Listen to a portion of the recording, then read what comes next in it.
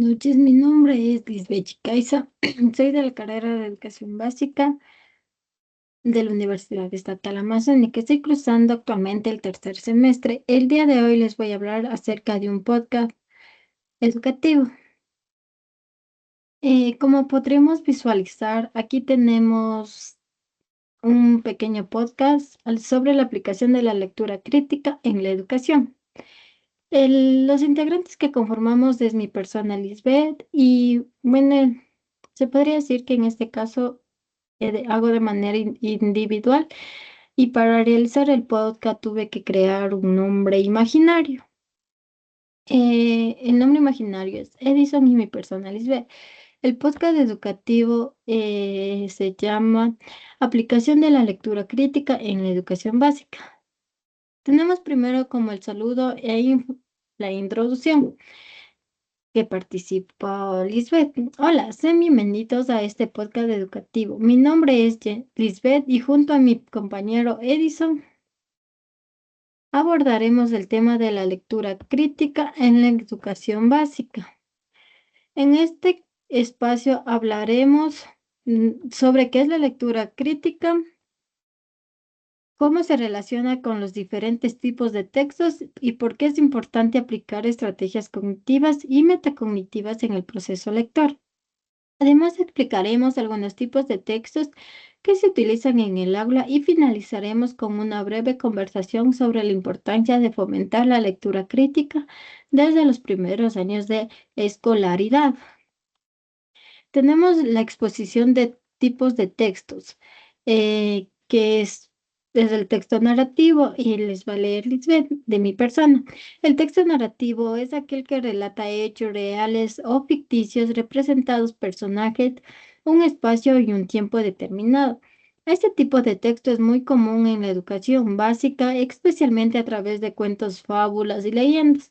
La lectura de estos textos narrativos permite desarrollar la imaginación, la comprensión inferencial y la lectura crítica, ya que los estudiantes pueden reflexionar sobre las acciones de los personajes, identificar valores y emitir juicios personales sobre la historia. Por ello, este tipo de texto es fundamental para fortalecer la comprensión lectora y el pensamiento crítico en los niños. Edison. El texto expositivo tiene como finalidad informar y explicar un tema de manera clara y objetiva. Se utiliza con frecuencia en estas áreas como ciencias naturales, estudios sociales, mediante textos sobre el cuerpo humano, el medio ambiente o la historia. Este tipo de texto requiere principalmente una lectura literal e inferencial, donde los estudiantes identifican las ideas principales, conceptos claves y relaciones entre la información.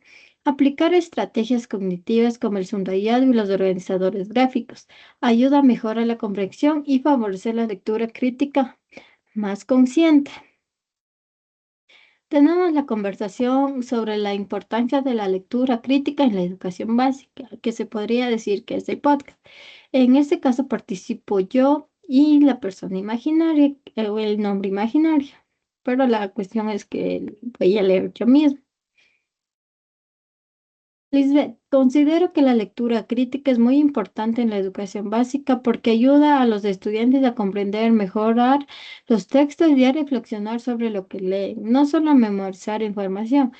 Eso, estoy de acuerdo. Además, la lectura crítica permite que los estudiantes desarrollen el pensamiento crítico y aprendan a cuestionar la información, algo muy necesario hoy en día. Lisbeth, también es importante mencionar que las estrategias cognitivas y metacognitivas ayudan a los estudiantes a organizar sus ideas, controlar su comprensión y mejorar su aprendizaje. Edison. Exactamente, cuando el estudiante aprende a planificar su lectura y evaluar si comprendió el texto, se vuelve más autónomo y seguro en su proceso de aprendizaje. Lisbeth, por eso es fundamental que los docentes fomenten la lectura crítica desde la educación básica, utilizando diferentes tipos de textos y estrategias adecuadas a la edad de los estudiantes. Edison. En conclusión, la lectura crítica contribuye a formar estudiantes reflexivos capaces de analizar la información y aplicarla en su vida diaria. Tenemos un cierre breve que les voy a dar.